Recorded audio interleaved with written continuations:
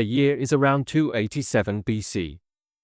In the thriving Greek city-state of Syracuse, on the island of Sicily, a child named Archimedes is born to Phidias, an accomplished astronomer. His home is steeped in the Greek tradition of blue skies research, studying the world not merely for survival, but for the sheer joy of understanding.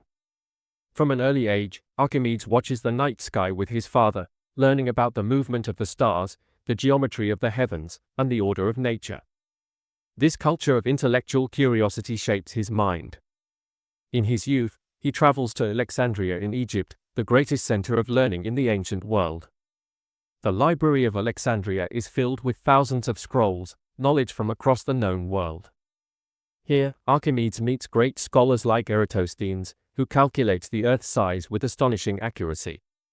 He studies geometry, astronomy, mechanics, and pure mathematics, laying the foundation for his life's work. The seeds of genius are being planted in a mind that will soon transform science forever. Returning to Syracuse, Archimedes begins creating ideas and formulas that will echo through history. He develops the science of mechanics and hydrostatics, discovers the laws of levers and pulleys, and introduces the concept of the center of gravity. With these insights, he shows how a small force can move enormous weights, leading to his famous statement, "Give me a place to stand, and I will move the world." In mathematics, he applies pure reason to solve problems that others cannot. He calculates pi with remarkable precision by using the method of exhaustion, enclosing a circle within 96-sided polygons to tighten the bounds on pi between 3/10, 71 and 31/7. He works out formulas for the volume and surface area of spheres, cylinders, and cones, and invents systems for expressing unimaginably large numbers, the beast number. To prove even the number of grains of sand in the universe can be calculated. Archimedes is both playful and secretive. He enjoys giving mathematicians the answers to problems without revealing the method, challenging them to match his genius. His work will inspire minds like Galileo Galilei and Isaac Newton nearly 2,000 years later. Archimedes is not only a thinker, he is an engineer whose ideas change daily life. He improves the Archimedean screw, device for lifting water that may have originated in ancient Mesopotamia, making it more efficient and practical for farmers. He applies his knowledge of buoyancy to ships, designing hulls that float better and remain stable. One day, King Hiero II suspects that his golden crown has been adulterated with silver by a dishonest craftsman.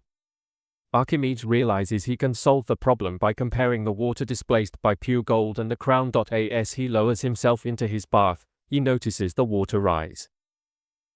The answer hits him instantly. Overcome with excitement, he leaps from the bath and runs through the streets shouting, "Eureka! I found it!" The test confirms the king's suspicion, proving that science can expose even the smallest deception. His reputation grows not just as a man of theory, but as a practical problem solver whose knowledge bridges the gap between abstract mathematics and real-world engineering. In 214 BC, Syracuse faces its greatest threat, the might of Rome. As Roman legions and warships surround the city, Archimedes turns his genius to its defense.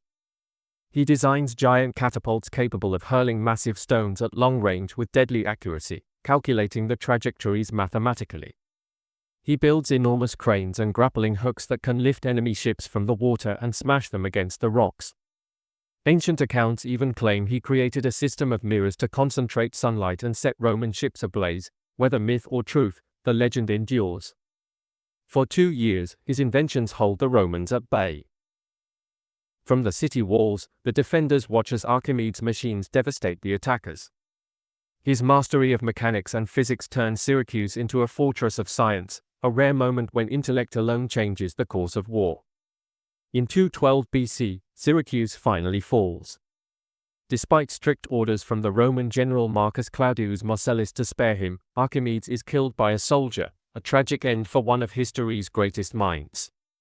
Before his death, Archimedes had asked that his tomb bear the image of a sphere inscribed within a cylinder, commemorating what he considered his greatest achievement, the formula for their volume ratio. The tomb was later found overgrown and forgotten until the Roman statesman Cicero uncovered it centuries later. Today, its exact location is lost forever. Much of Archimedes' work also vanished, until 1906, when the Archimedes palimpsest was discovered in Constantinople. Hidden beneath the text of a medieval prayer book were copies of his lost works, including the method, revealing that Archimedes had used principles strikingly similar to modern calculus over 1,800 years before Newton. His life's legacy is one of boundless curiosity, relentless problem-solving, and a belief that knowledge, sought for its own sake, can illuminate the world. Archimedes' story continues to inspire scientists, engineers, and dreamers, proving that the mind, once lit with curiosity, can shape history itself.